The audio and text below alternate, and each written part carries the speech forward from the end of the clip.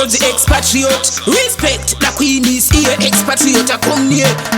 Tiri vaviri tisabaira nehoko. Skwero rwadzisana mumashoko. Hakuna shamu inokunda mashoko. Mashoko anorwadza ukunda chamboko. Baby wanoda iwe chimboterera zvanoda. Tikaramba isu tongoita zvaunoda. Chokwadi chacho kwatosvitsana pana.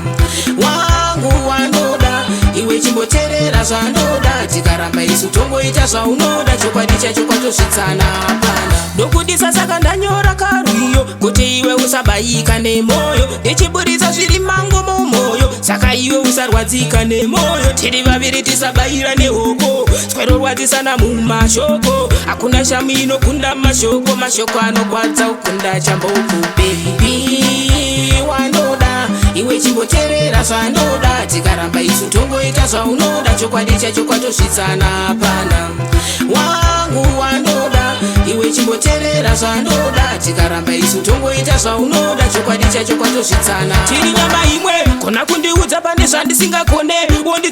Wondidzidzisa ndigone. Vhara urema hwedu vanhu vasaone. Ndo panoti rudo tell again. Tiri vaviri tisabayira nehoko. Skwero rwadzisana mumashoko. Hakuna shamu inokunda mashoko. Mashoko anokwadza ukunda chamboko. Baby wanoda iwe chimboterera zvanoda. Tikaramba isu tongoita zvaunoda. Chokwadi chacho kwatosvitsana pana.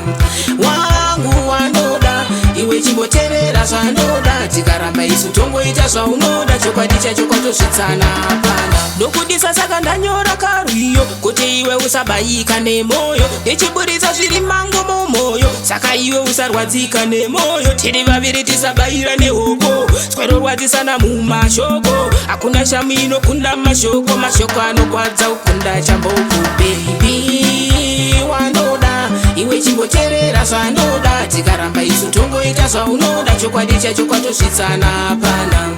Wangu wanoda iwe chimboterera zvanoda. Tikaramba isu tongoita zvaunoda. Chokwadi chacho kwatosvitsana pana. Tiri vaviri tisabayira nehoko. Skwero rwadzisana mumashoko. Hakuna shamu inokunda mashoko. Mashoko anorwadza ukunda chamboko.